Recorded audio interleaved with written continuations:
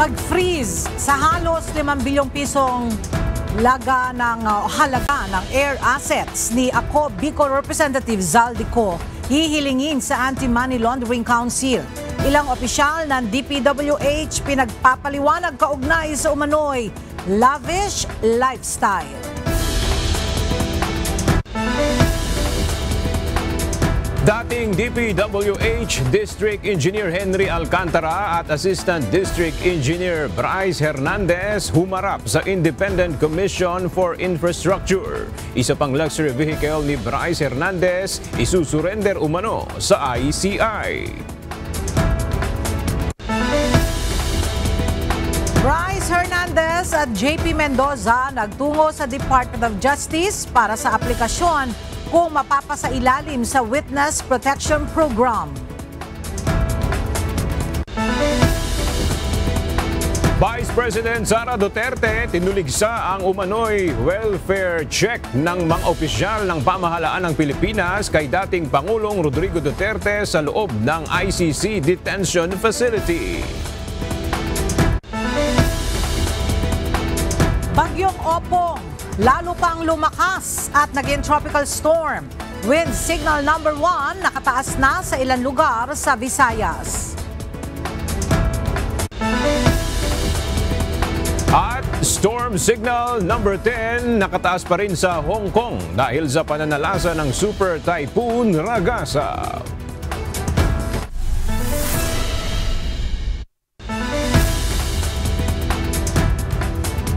Magandang tanghali mga kasangbahay. Ngayon po ay araw na Miyerkules, September 24, 2025. Tayo po ay sabayang napapakinggan sa Radyo La Verdad 1350 ang UNTV Radio. At una sa mga balita ngayong tanghali.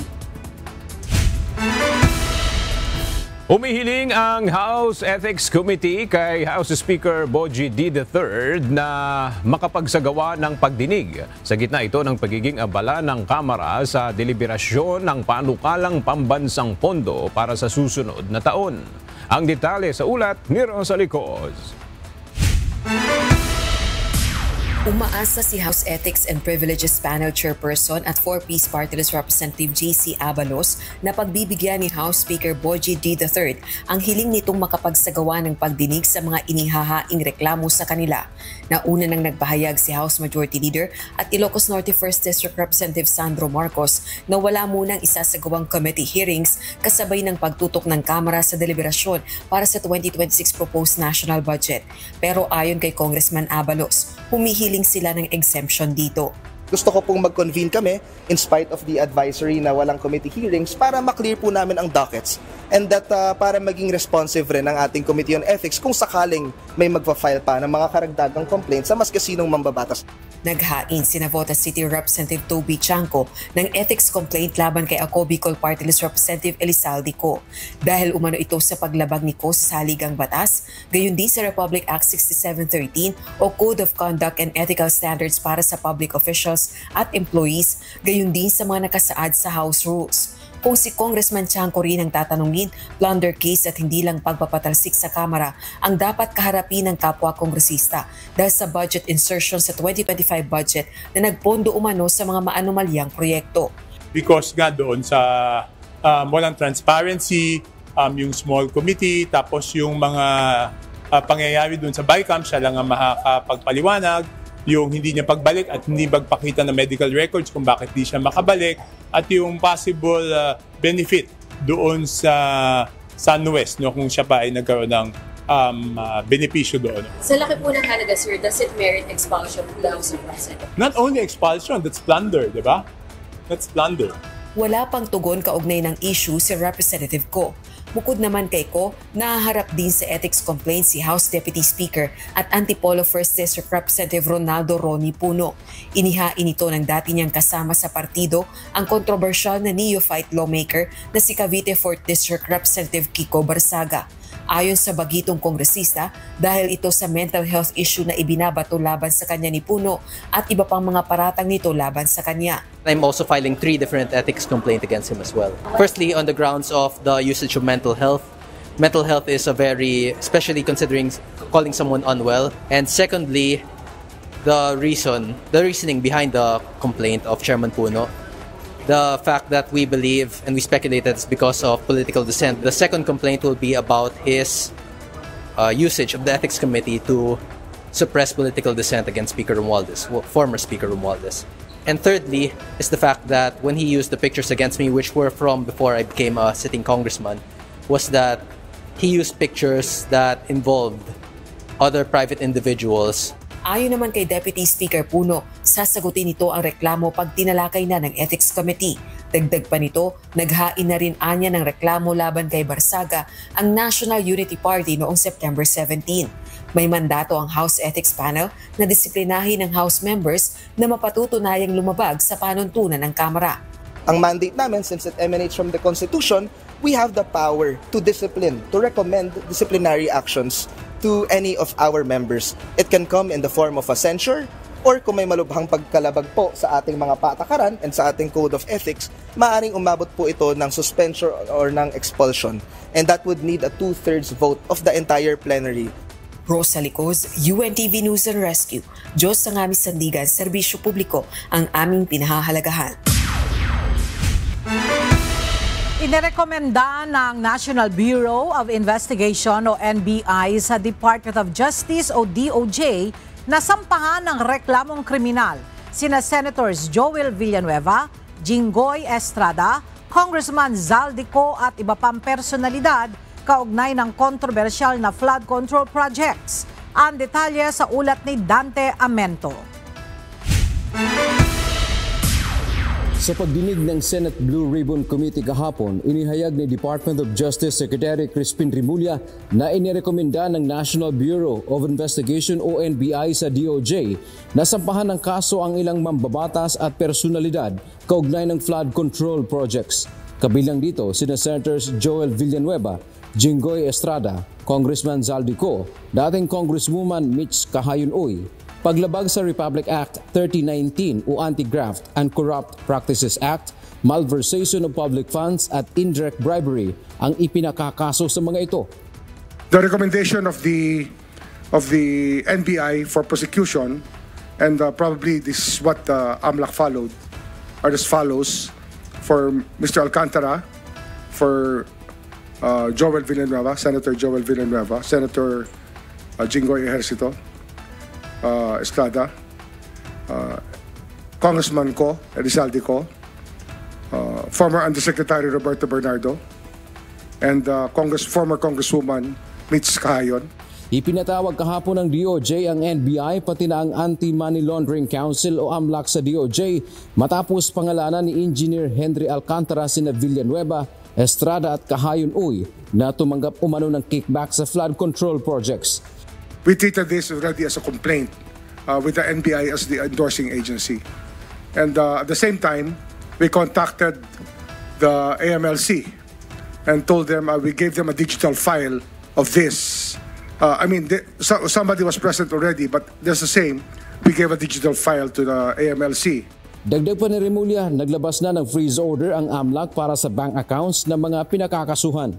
Samantala hindi naman kasama sa pinakakasuhan ng NBI si dating Senador Bong Revilla na binanggit din ni Alcantara na may natanggap na pera mula sa flood control projects. Dante Amento, UNTV News and Rescue.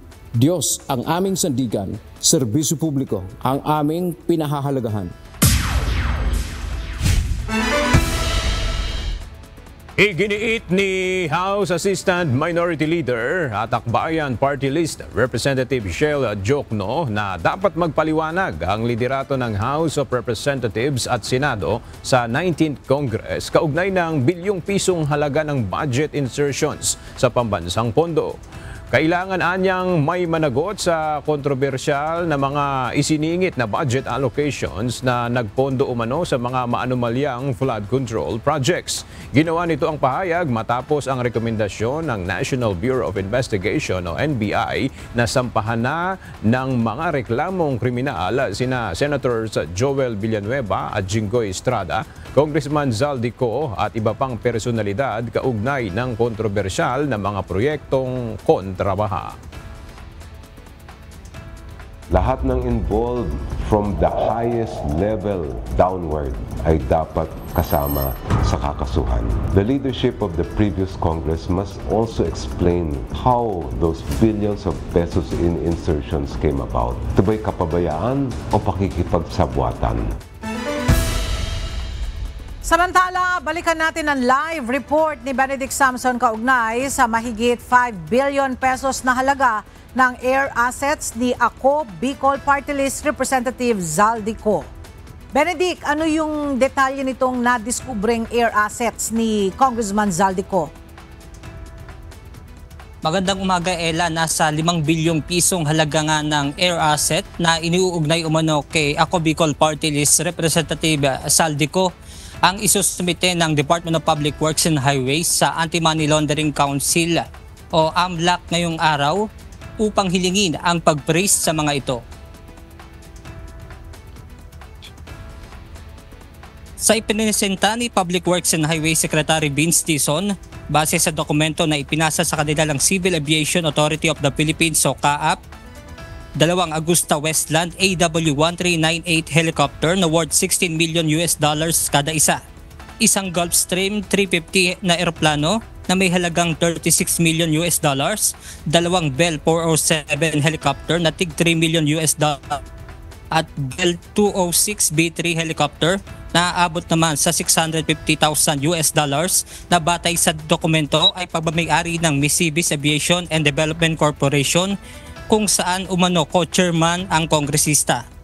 Mayroon ding air asset ang High Tone Construction Development Corporation kung saan iniugnay din si Congressman Ko. Ayon kay DPWH Secretary Vince Dizon, bukod sa AMLAC ay ipapasa rin nila ang mga detalye ng air asset sa Department of Justice at Independent Commission on Infrastructure o ICI.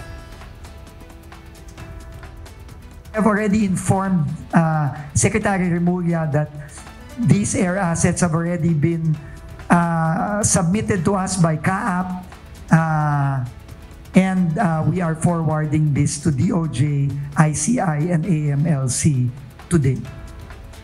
So, yun lang po. Again, uulitin ko, sabi po ng Pangulo, bawiin lahat ng pera ng ating mga kababayan.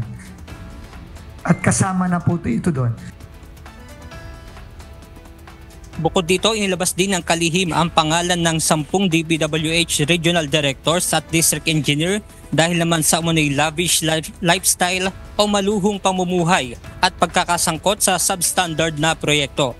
Ayon kay Secretary Dizon, pinadalhan na nila ng show cause order ang mga ito upang pagpaliwanagin.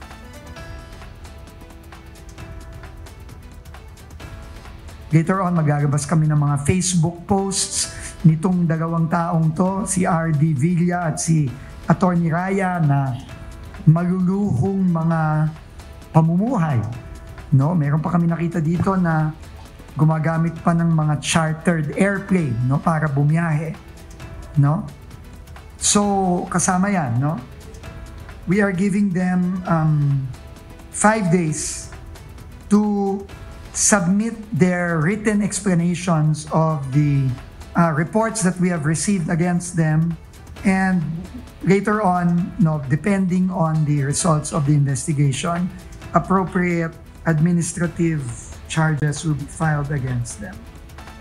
And ito yung proseso kasing nakasaad sa civil service law natin, so kailangan tayong sumunod dyan.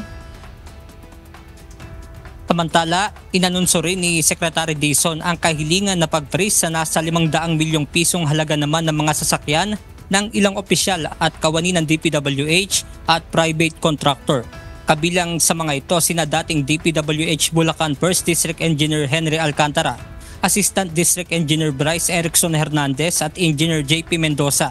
Sa mga contractor naman ay ang mag-asawang Pacifico at Cesara Discaya na may-ari ng St. Timothy Construction at Mark Arevalo na may-ari naman ng Wawaw Builders.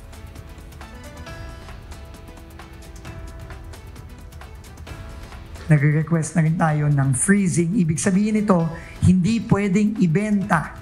At kung merong mga kababayan tayo na nakikipag-transaction dito at gustong bumili ng mga sasakyan na ito, dito sa mga taong ito, magdalawang isip na po kayo kasi pati po kayo madadamay dito kapag binigyan nyo itong mga assets na ito, itong mga sasakyan na ito. Muli ring nagpaalala si Secretary Dizon sa mga opisyal at kawani ng DPWH na makipagtulungan sa ginagawang investigasyon ng Independent Commission. At yan muna ang ating update mula rito sa Maynila. Balik sa inyo dyan, Ella. Maraming salamat, Benedict Samson. May mga revelasyon ding ihahayag ang isang dating opisyal ng gobyerno sa susunod na pagdinig ng Senate Blue Ribbon Committee.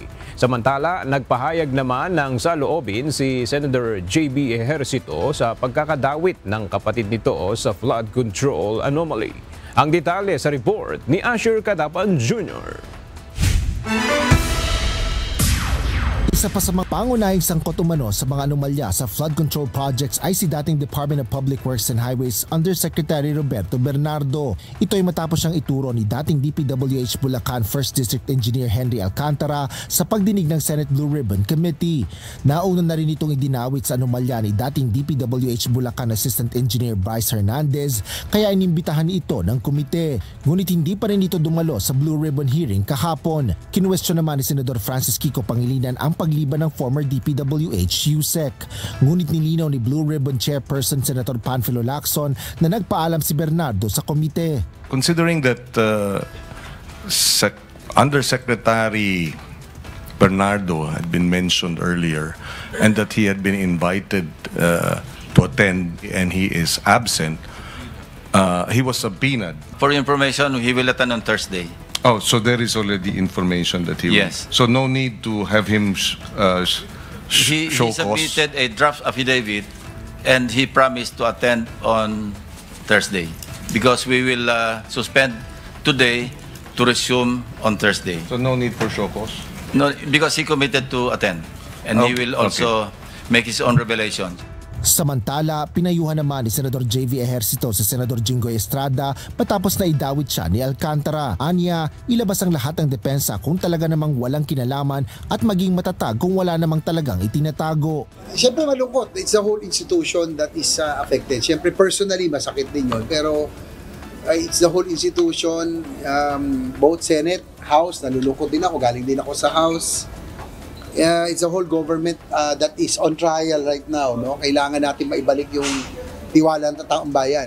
Isasagawa ang susunod na pagdinig ng Blue Ribbon kaugnay ng flood control bukas, September 25. Asher Cadapan Jr., UNTV News and Rescue. Diyos ang aming sandigan, serbisyo publiko ang aming pinahalagahan.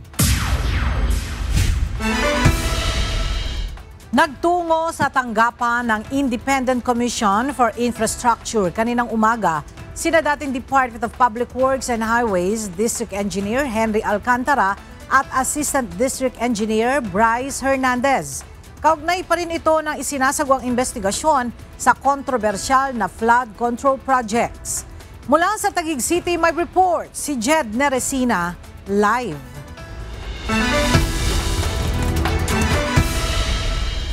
Jed, ano ang naging pakay ng pagpunta dyan sa ICI nila Hernandez at Alcantara? Ella, hindi malinaw kung ano ang tunay na pakay ng pagpunta ng mga dating opisyal ng Department of Public Works and Highways o DPWH na sina Bulacan District Engineer Henry Alcantara at DPWH Assistant Engineer Bryce Hernandez dito sa tanggapan ng Independent Commission on Infrastructure o ICI. Ito ay dahil tumanggi ang mga nasabing opisyal na magpa-unlock ng interview sa mga media na nakaabang sa kanila. 9:05 ng umaga nang dumating ang mga sasakyan kung saan nakasakay ang dalawang dating opisyal ng DPWH. Bantay sarado ng mga otoridad nang bumaba at pumasok sila sa tanggapan ng ICI. Pareho silang may suot na bulletproof vest hanggang habang nag-aantay sa holding area. Bandang 9:43 ng umaga nang umalis sa ICI, si Bryce, ngunit tumanggi pa rin itong magsalita kung ano ang ginawa niya sa tanggapan ngayong araw. Samantala, kinumpirma naman kanina ni Baguio City Mayor at ICI Special Advisor Benjamin Magalong na ibabalik na ni ex-DPWH Assistant Engineer Hernandez ang kanyang Lamborghini ngayong araw. Sir, may isasoli daw si Bryce ulit. Meron mamaya. Meron, darating yan. Nag-usap kami, yung Lamborghini. Darating yan. Nandiyan na rin yung Ferrari, pero kailangan dadalhin yung eksperto kasi hindi ma-charge, hindi ma-start. Pero Lamborghini lang confirm. Oo, yung Lamborghini ngayon. Bukod dito, nabanggit din kanina ni Mayor Magalong na magtatalaga na rin ang ICI ng kanilang spokesperson. At ngayon nga ang nakatakdang ika-4 na araw ng pagdinig ng ICI kaugnay ng maanumalyang flood control project. At hanggang sa mga oras na ito ay hindi pa lumalabas ng tanggapan ng ICI si Engineer Alcantara, habang si Bryce ay nauna ng umalis sa ICI at nagtungo papunta sa DOJ. Ayan muna update mula rito sa Taguig City. Balik sa'yo, Ella. Maraming salamat, Jed Neresina. Nagpahayag ng suporta ang Mayors for Good Governance sa Independent Commission on Infrastructure para sa mga gagawin nitong investigasyon sa maanumalyang proyekto ng gobyerno. Kaugnay nito, sinabi ni Quezon City Mayor Joy Belmonte na isinasagawa na nila ang pagre-review sa mga proyekto ng Department of Public Works and Highways na ginawa sa loob ng 10 taon. Narito ang report ni Benedict Samson.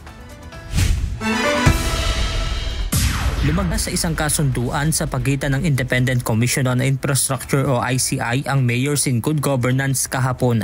Ito ay bilang suporta sa ICI para sa gagawin nitong investigasyon upang mapanagot ang mga sangkot sa paglustay ng pera ng taong bayan mula sa pondo ng pamahalaan. Kabilang sa pumirma sa Memorandum of Agreement at Memorandum of Understanding sina Quezon City Mayor Joy Belmonte at Pasig City Mayor Vico Soto. Ayon kay Mayor Belmonte, nagkasundo ang mga alkalde na kabilang sa Mayors for Good Governance na magsagawa ng pagre-review sa mga proyekto na ginawa ng Department of Public Works and Highways sa isang lugar. So one of the commitments of the Mayors for Good Governance is to ensure that all of the mayors na kasama po sa aming samahan ay makikipagtulungan at sila po ay lahat ay inatasan na po namin na magsagawa ng iba't ibang mga investigasyon sa kanilang mga areas of jurisdiction or areas of responsibility. Hanapin lahat ng mga proyekto, hindi lamang flood control pero lahat ng infrastructure projects in the last 10 years. Dagdag pa ng alkalde na kapag nakakalap na ng ebidensya ang isang alkalde ay kaagad itong isumite sa Independent Commission. Samantala, ayon naman kay Pasig City Mayor Vico Soto, bagamat limitado lamang sa isang syudad o munisipalidad ang kapangyarihan ng isang alkalde, makatutulong pa rin ito sa ICI para sa mabilis na pagkalap ng mga dokumento na makatutulong sa gagawin nitong investigasyon. We will be able to move faster. We will be able to collect more evidence. Makakatulong yung mga kapwa nating mayor sa fact-finding, sa case build-up, at kung may iba pa silang mga impormasyon na makakatulong sa ating butihing komisyon. So, we are here to help. Bukod sa mga alkalde, lumagda rin sa kasunduan ng Philippine National Police sa pangunguna ni Acting PNP Chief General Jose Melencio Nartates Jr. At maging ang Philippine Institute of Civil Engineers nangako rin ang pakikipagtulungan sa Independent Commission. No, we are here to support the objectives po ng ICI to provide an objective and impartial po na technical advisory to the ICI.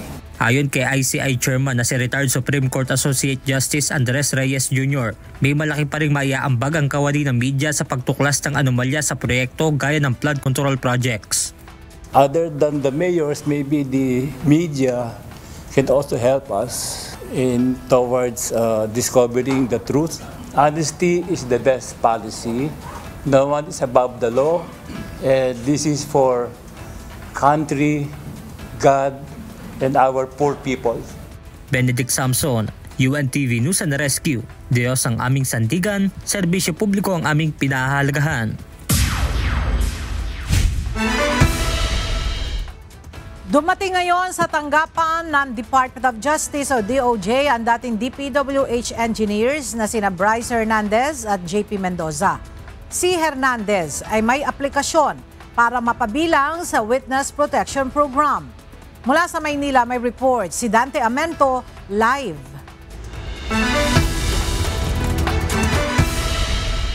Dante, ano ang development dyan sa DOJ?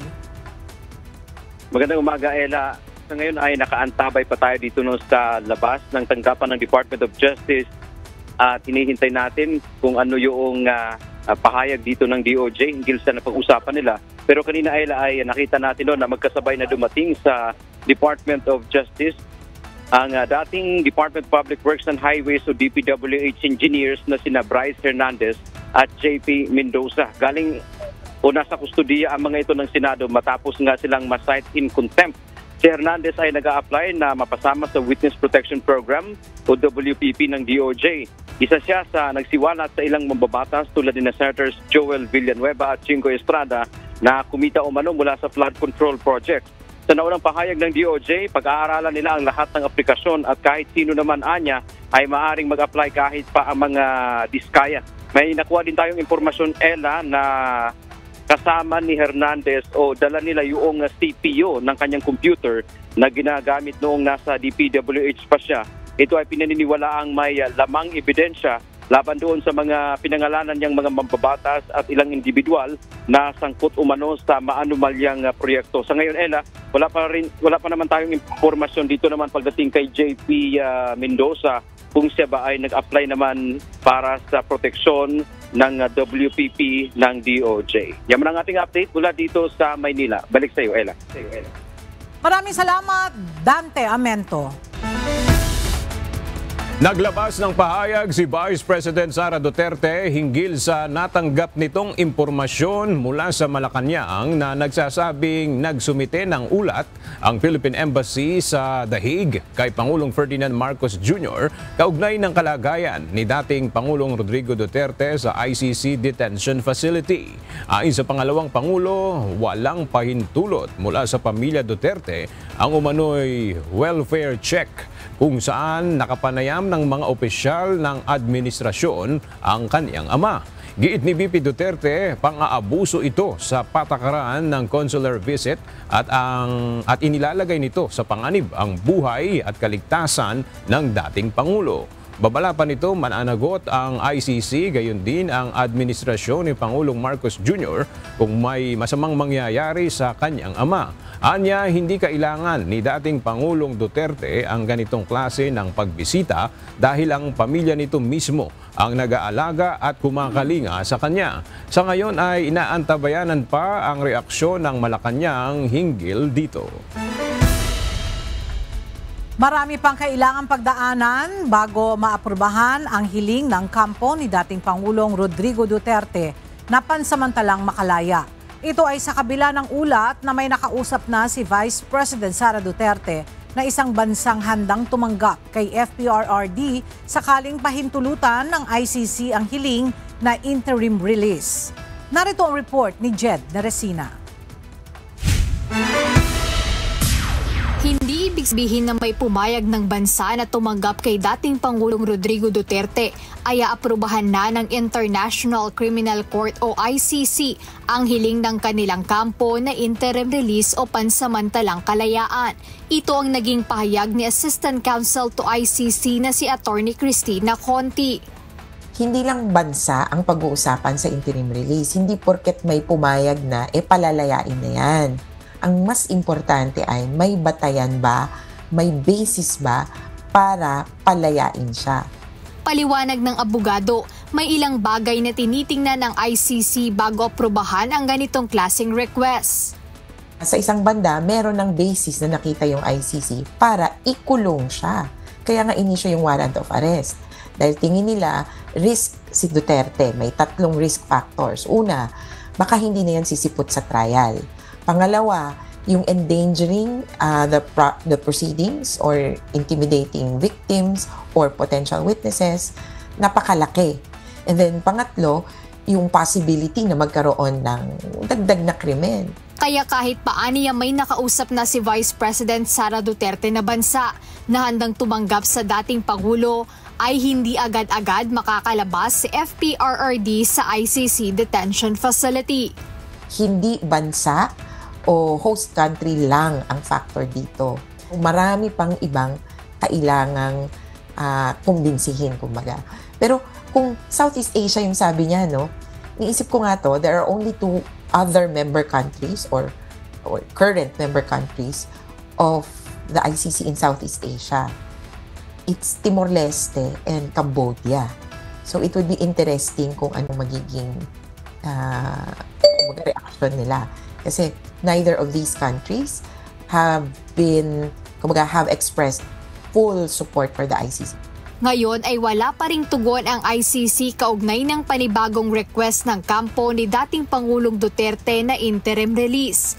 Bukod dito, nananatiling postpone pa rin ang nakatakda sanang muling pagharap ni former President Rodrigo Duterte sa mga hukom ng ICC sa The Hague, Netherlands. Jedne Racina, UNTV News and Rescue. Diyos ang aming sandigan, serbisyo publiko ang aming pinahahalagahan.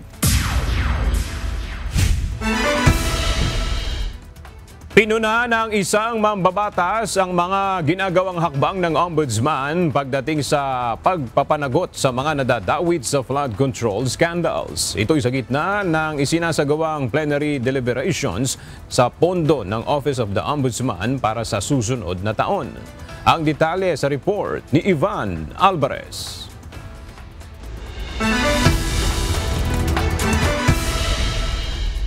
Ivan, ano yung hinahanap na mga aksyon ng Kamara mula dito sa Ombudsman pagdating sa mga anomalya sa flood control projects?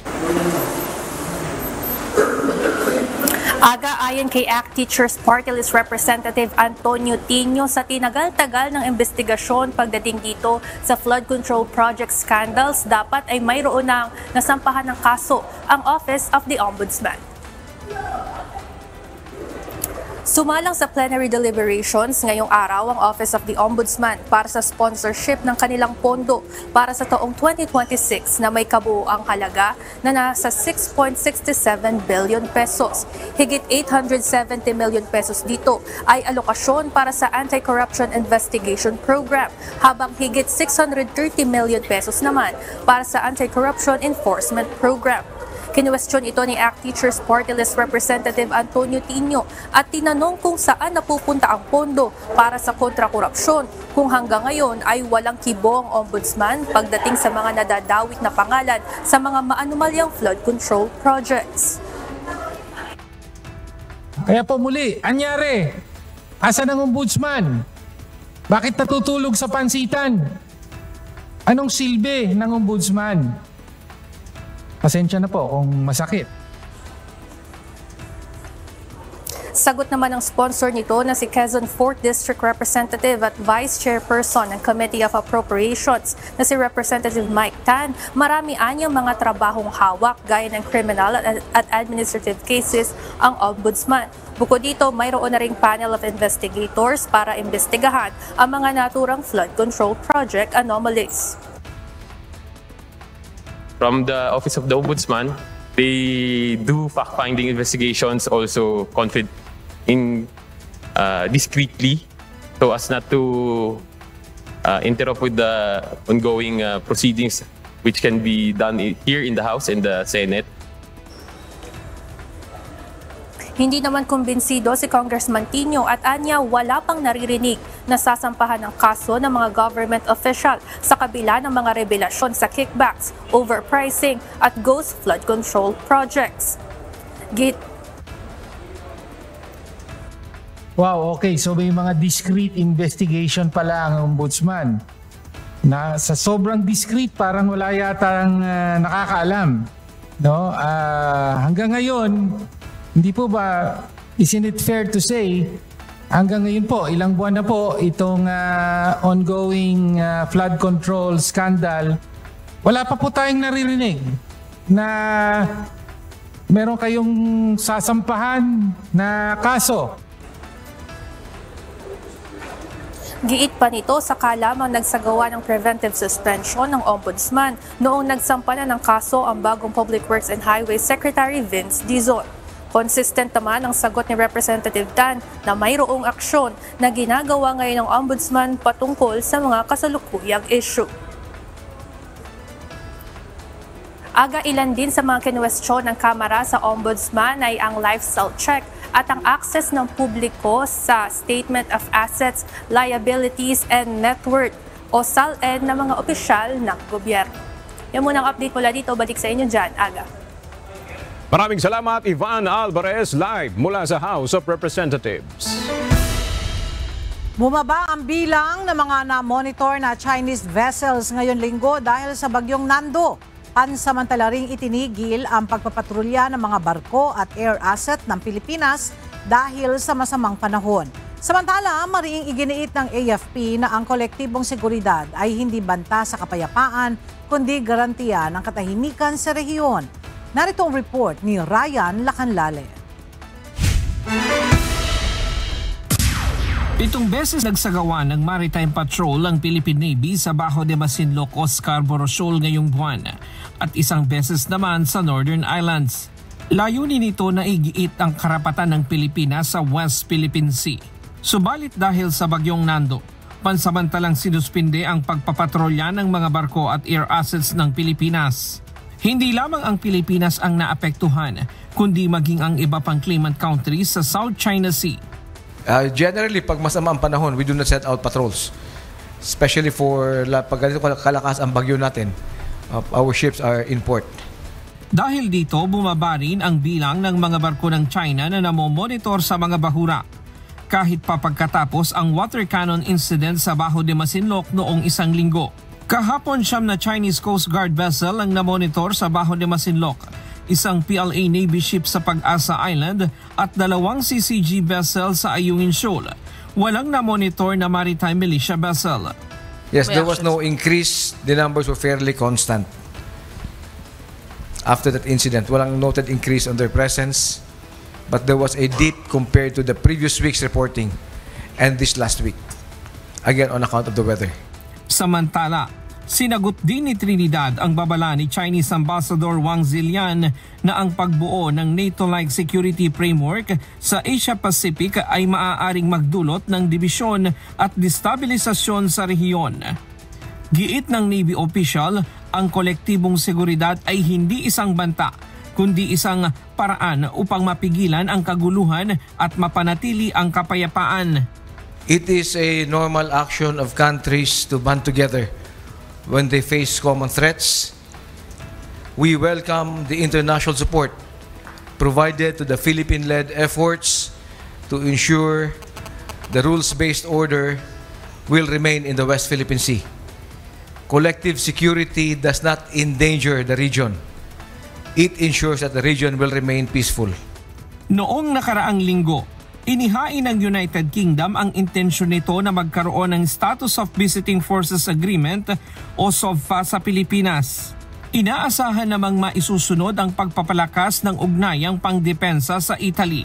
Only last week, the Department of National Defense highlighted the Defense Cooperation Agreement between the United Kingdom and the Philippines and DND. And forthcoming will be the already talks of strengthening the relationship on the defense sector between Italy and the Philippines. So bilateral relations, defense to defense, is increasing. For collective security, it is still on the talks. Ryan Lacanlale, UNTV News and Rescue. Diyos ang aming sandigan, serbisyo publiko ang aming pinahahalagahan. Sumuko sa pulisya ang 10 supporters ng Abu Sayyaf Group sa Sulu. Isinorender din ng mga ito ang kanilang mga armas bilang pagpapahayag ng suporta sa pamahalaan. Ang detalye ihahatid ni Lea Ilagan live. Lea, ano ang nagtulak dito sa ASG supporters para sumuko sa mga otoridad? Magandang tanghali sa iyo, Aga. Gusto na daw ng mga taong ito ng normal na buhay at nais na makipagtulungan sa pamahalaan. Alinsunod na rin sa ipinag-igting ng kampanya ng pamahalaan laban sa terorismo at karahasan. Sinabi ng Philippine National Police na 10 taga-suporta ng teroristang Abu Sayyaf ang sumuko sa Sulu.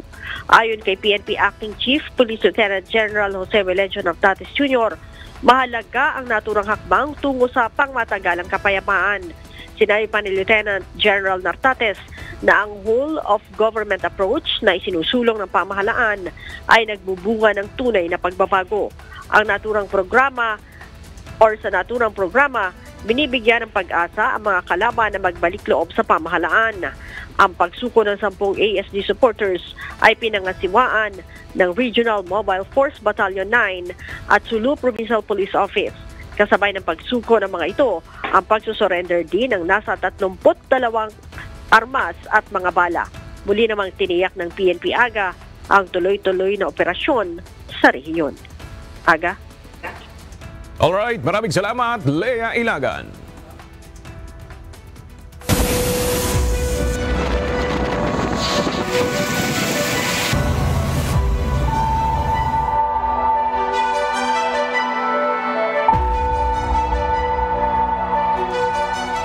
At para naman sa ating weather update, lalo pang lumakas ang bagyong Opong habang kumikilos sa silangang kanlurang bahagi sa may Philippine Sea.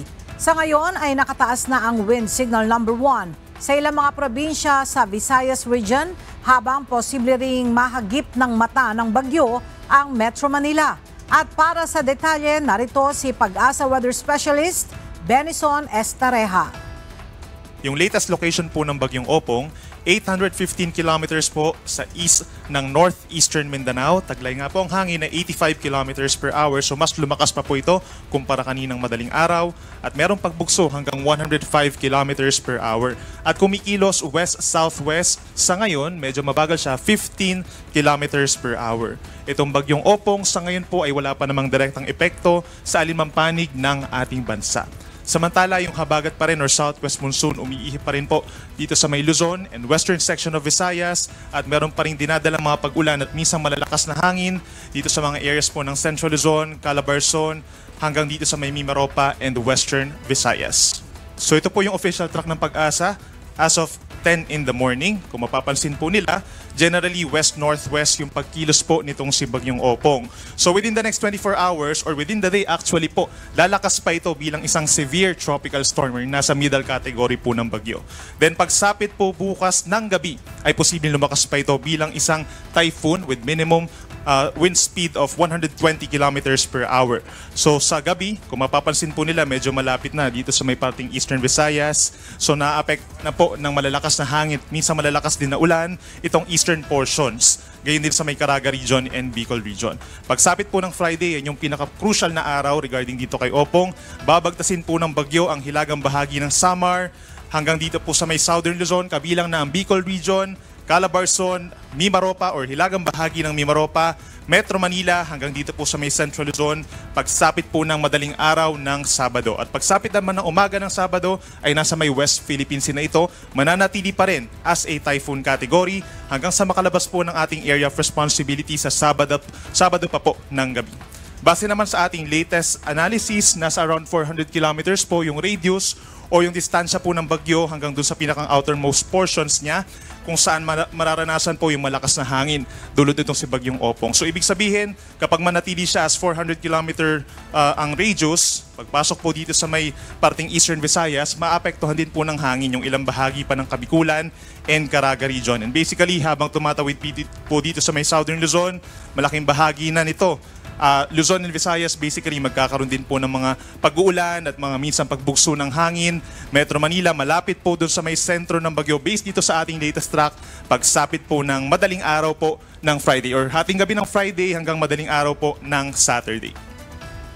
And in terms of intensity, base naman po sa ating latest forecast, yun nga po, no, pagsapit po dito sa may areas po ng Summer Island, nasa around 120 to 140 kilometers per hour yung lakas niya na hangin. At pagsapit dito sa may areas po ng Southern Luzon, siguro nagtatanong ng iba, possible pa magkaroon ng weakening regarding po dito sa bagyo. Nandyan yung possibility po, pero natili pa rin po siya as a typhoon. So malakas pa rin po ito habang binabagtas po ang ating kalupaan. At pagsapit dito sa West Philippine Sea, maaaring lumakas po muli siya at mananatili pa rin as a typhoon. Sa ngayon po, meron na tayong nakataas na Tropical Cyclone Wind Signal number 1 or babala sa hangin dito po sa Samar Island, Northern Samar, Samar and Eastern Samar sa loob po ng 1.5 araw or hanggang bukas ng gabi, posible po yung pabugso-bugsong hangin. In the coming bulletins po natin, possible pa tayong magtaas ng wind signals sa mas maraming lugar dito po sa Luzon and sa Visayas, kabilang na dyan ng Metro Manila. And considering na aakyat pa ito or lalakas pa itong si Bagyong Opong bilang isang typhoon, posible po hanggang wind signal number 4. So yung lakas po na hangin na to, nasa 120 to 140 kilometers per hour. Inuulit natin, malakas po ito kung ikukumpara natin sa parang mabilis na tumatakbo sasakyan sa expressway. Ganun po kalakas yung hangin na posible nilang maramdaman at makasira ng mga structures po na yari po sa mga low or medium to high risk structures. Posible rin makasira ng mga puno at mga pananim at makapagpatumba rin po ng mga poste at linya ng kuryente. Now, pagdating naman po sa mga pag-ulan, for today wala nga tayong direktang epekto ba galing kay Opong. Ito pong mga pag-ulan natin for today sa may Zambales, Bataan and Mindoro ay dahil po sa habagat. Possible pa rin yung mga pagbaha at pagguho ng lupa. Yan, pagsapit naman po bukas ng tanghali hanggang sa Friday ng tanghali, ito yung time kung saan nandito sa may area po ng Bicol and Eastern Visayas ang Bagyong Opong. So ito ring mga areas na to, yung makakaranas po ng pinakamalalakas na mga pag-ulan. Sorsogon and Northern Samar, higit sa 200 mm ang dami ng ulan. Meron din tayong possible na 100 to 200 mm o yung may mga chance pa rin ng mga pagbaha at pagguho ng lupa sa natitirang bahagi ng Bicol Region, Samar and Eastern Samar. Habang meron na tayong yellow advisory or 50 to 100 millimeters. Posible rin yung minsang malalakas na ulan simula po bukas ng tanghali hanggang sa Friday ng tanghali. As far as Isabela, kung mapapansin po nila, affected na rin po ng malalakas sa pag-ulan dahil doon sa outer rain bands ng bagyo. Pababa ng Aurora, dito rin po sa halos buong Calabarzon. Sa malaking bahagi ng Mimaropa, meron na rin aasahang malakas na ulan after 24 hours. Western Visayas, Negros Island, Leyte and Biliran. Then ito yung time kung saan nandito na po sa may areas pagitan ng Mimaropa and Calabarzon ang Bagyong Opong at mananatiling malakas. Yung pinakamalakas sa paulan nakakonsentrate po dito sa may central part, yung heart ng ating bansa, sa Marinduque, more than 200 millimeters. Then possible din yung 100 to 200 millimeters na mga minsan malalakas at pabugso-bugsong ulan po dito sa may southern portion ng Central Luzon, kabilang na yung Aurora. Malaking bahagi ng Calabarzon, Metro Manila, take note from Friday to Saturday, posibleng umabot sa hanggang 200 millimeters ang dami ng ulan. Dito rin po sa may Camarines Provinces, sa Albay, Mindoro Island, hanggang sa Romblon, malalakas po ang mga pag-ulan. Dito sa may area, sa ilalim po ng Mimaropa sa Palawan, Antique, Aklan, and Negros Occidental, most likely due to habagat po ito, At yung trough na concentrated or meron pa rin po dito sa may natitirang bahagi ng Cagayan Valley. At may mga pag-ulan pa rin doon sa mga dinaanan po ng bagyo sa may Samar Island, Catanduanes, Sorsogon, and Masbate pagsapit po ng Friday to Saturday.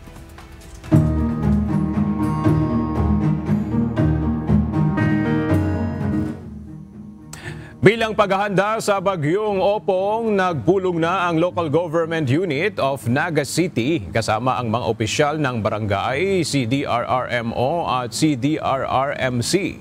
Tinalakay ng mga opisyal sa nasabing pulong ang mga prioridad sa pondo, pagpapatibay ng flood control measures at mas maayos na sistema ng komunikasyon tuwing may kalamidad.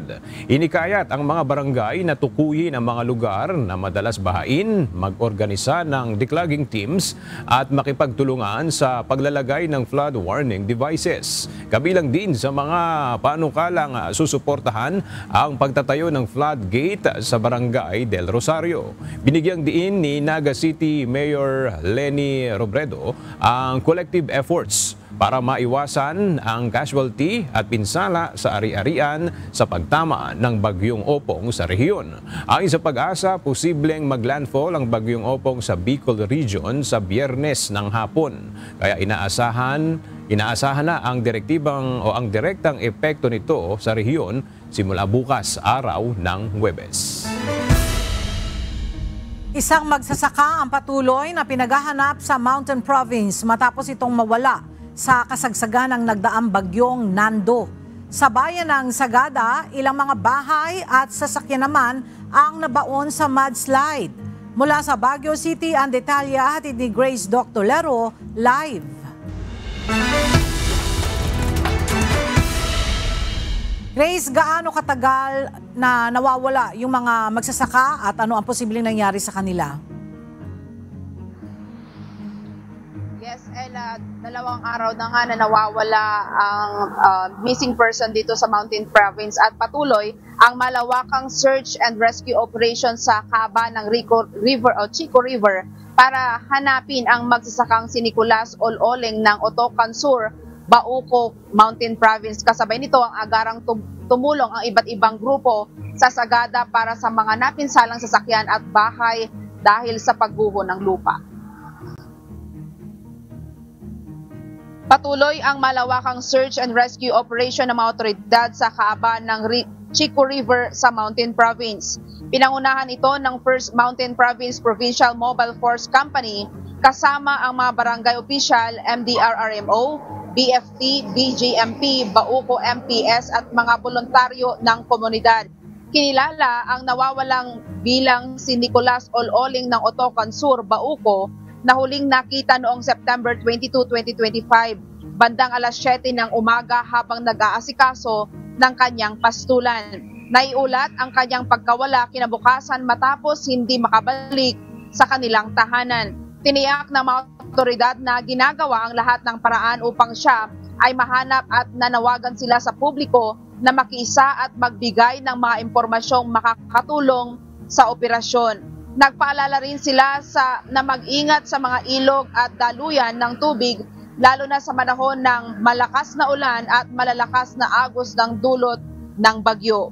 Samantala, sa sitio Insigidan, Anquiling, Sagada, agad namang tumulong ang mga kawani ng Sagada MPS kasama ang BPATS, MDRRM staff, BFP at mga residente sa pagguho ng lupa na dala ng bagyong Nando. Sa larawan kita kung paano nabaon ang dalawang sasakyan at ang bahay ni Jovelyn Mangangi Cabanos dahil sa mudslide. Agad na tinulungan ng mga responder ang pagliligtas ng mga kagamitan at pagbaklas ng mga bahagi ng bahay upang matiyak ang kaligtasan. Kahapon mamahagi ng tulong ang Department of Social Welfare and Development ng Mountain Province sa mga pamilyang naapektuhan ng Super Typhoon Nando. Namahagi rin ng family food pack sa mga internally displaced persons sa Mountain Province.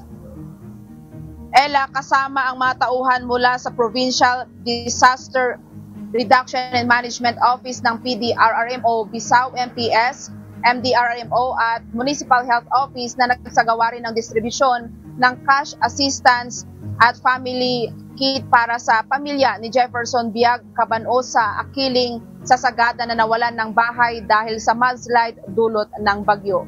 Sa ngayon, Ella, dito sa Baguio City ay maganda na ang panahon dito sa lungsod ng Baguio kaya't yung mga pasyalan dito sa lungsod ay open na rin sa ating mga publiko at sa mga turista. Yan muna ang balita mula dito sa Baguio City. Balik sa iyo, Ella. Maraming salamat, Grace Doctolero. Sinalanta ng isang buhawi ang nasa 9 na mga bahay sa Barangay Longos sa Maykawayan, Bulacan kahapon. Bukod sa nasirang mga bahay, ilang mga yero rin ang nagliparan at nawalan rin ng supply ng kuryente. Mula sa Maykawayan, Bulacan, makibalita tayo kay Nestor Torres live. Nestor, ano na ang sitwasyon dyan at naibalik na ba yung power supply? Magandang tanghali, aga pasado nga alas 10 kaninang umaga nang maalis na nga yung mga yero sa gitna ng kalsada na nakahambalang. Dito ay tinangayan ng dumula sa mga tinangayan ng bubong dito sa Barangay Lungos, Maykawayan, Bulacan. At problema ngayon ng mga residente dito, lalo na yung mga apektado ng buhawi, wala pa rin silang supply ng kuryente hanggang ngayon. Kaya pakiusap nila sa Meralco na tulungan silang maibalik ang supply ng kuryente sa kanilang mga bahay. Hindi pa rin na ibabalik ang supply ng kuryente sa 9 na bahay sa Lungos, Maykawayan, Bulacan matapos itong tamaan ng buhawi kahapon. Ayon sa ilang residente, alas 4 pasado ng hapon nang magkaroon ng malakas na buhawi.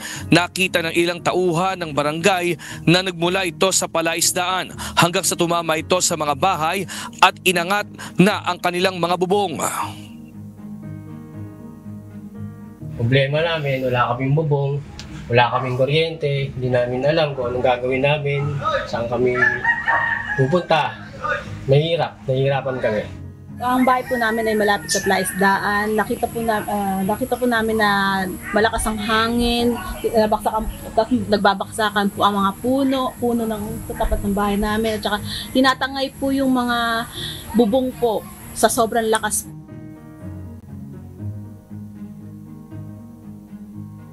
Arnel Gutierrez, wala namang lubang nasaktan sa nangyaring buhawi, liban na lang anya sa isang babae na magpapark sana ng motor nang abutan ng buhawi at tamaan ng tabla ang kanyang likod. Sa ngayon ay nakikipag-ugnayan ang barangay official sa Meralco para magkaroon ng kuryente ang 12 pamilya na apektado ng buhawi. Kagabi, pinaputol namin kagabi para malinis namin yung mga bubong. Nakadikit kasi yung kuryente, meron nag-i-spark. Na ngayon, natanggal na nila, naputol na nila. Ang hinihintay naman namin sa kanila ngayon, yung pagbabalik, yung para magkaroon ng kuryente, yung may portion na ganun. Aga, bukod pa doon sa Lungos, may Kawayan, meron pang isang barangay na pinuntahan ngayon ng CSWD dito sa May Kawayan, sa lugar ng barangay Pandayan, kung saan nga ay sinasabing meron pang 2 bahay na natanggalan ng bubong dahil na rin sa buhawi kahapon. At yan muna ang ating latest live mula rito sa May Kawayan, Bulacan. Balik sa iyo. Aga. Maraming salamat, Nestor Torres.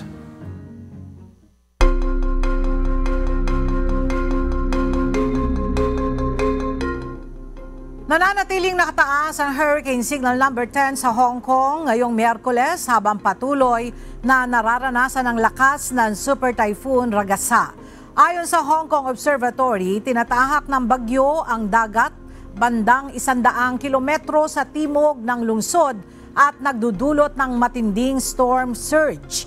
Pagsapit ng alas 9 ng umaga kanina, umabot na sa mahigit 3 metro ang taas ng tubig sa Silangang Baybayin at naitala sa higit 3.7 meters sa Tai Po Co.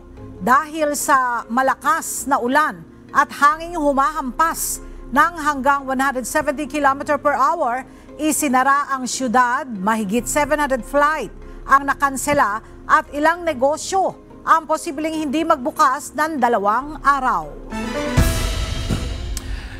14 ang nasawi habang 124 naman ang nawawala matapos umapaw ang isang barrier lake sa Hualien County, Taiwan dahil sa ulang dala ni Super Typhoon Ragasa. Matinding pagbaha ang rumagasa sa bayan ng Guangfu kung saan nalubog ang mga bahay dahilan para matrapa sa loob ng kanilang tahanan ang maraming residente. Mahigit 5,000 individual ang napilitang lumikas o umakyat sa matataas na bahagi ng kanilang mga tahanan para makaligtas. Patuloy naman ang operasyon ng mga rescuers upang mailikas ang mga stranded habang nananatiling mataas ang banta ng pinsala mula sa bagyo.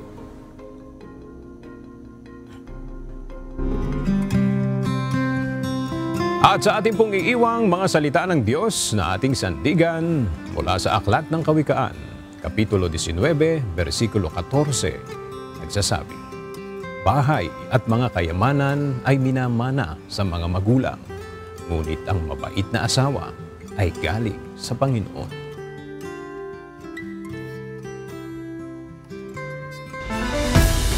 At yan ang mga balitang aming tinutukan at inaksyonan dahil sa aming pagbabalita, una, ang pagkalinga sa kapwa. UNTV CE News, may balita saan mang panig ng daigdig. At dito sa UNTV, Diyos ang aming sandigan, serbisyo publiko ang aming pinahahalagahan.